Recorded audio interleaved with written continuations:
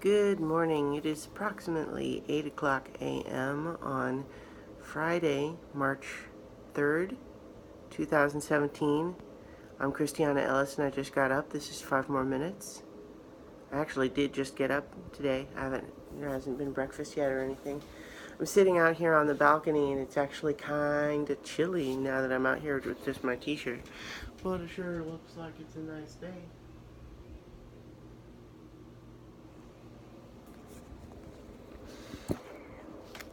We continued the D&D adventure last night, and more and more I'm laughing at myself for even considering that what I had prepared was a one-shot.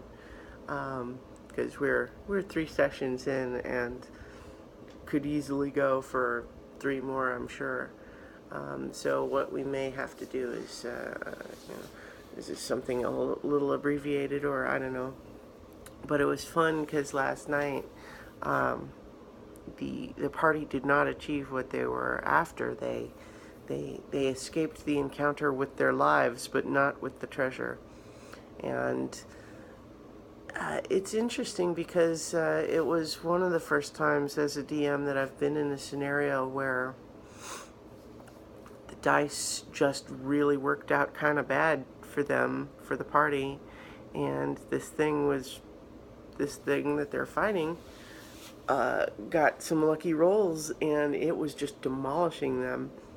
And there was a moment there where I'm deciding, it's kind of like, okay, well, this is what it would do. And so I'm apologizing to them. It's like, sorry, this thing's about to kill you guys. It didn't really kill anyone. No one died, but 3 of 5 of them went unconscious and then they surrendered. Because, it worked out. Essentially, they surrendered the treasure, which is what the thing they were fighting really wanted. So it allowed them to leave on the condition that they release the treasure. But it's also a situation where they approached the situation, the combat, without having known very much about what they might find. They were told in very general terms what it would likely be, but no specifics. And so there was a lot of discussion after we wrapped about tactics, like what might you do differently if you're going to try again. And that's all kind of interesting. And so it's neat to be in a position now where they want to try fighting that thing again, but they're going to make a plan. Going to make a tactical plan. They're going to say, okay, well, which spells do we want to have? And then they made a deal with a slightly shady old woman who promised to tell them pretty much anything they wanted to know about this spirit they're fighting, in exchange for a favor to be given later. And the knowledge cleric was able to negotiate that to a favor that doesn't violate her morals or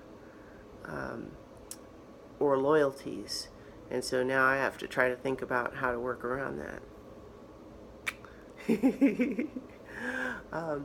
So I think what it comes down to is that the game is super fun. We're having a great session. We got a great group of people.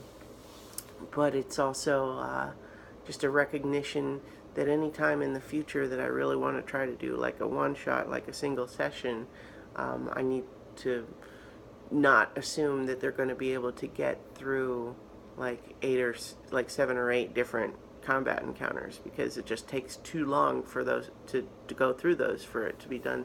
And I should have known better, honestly, after so many levels. I know how long these combats take. So, oh well. It's super fun though.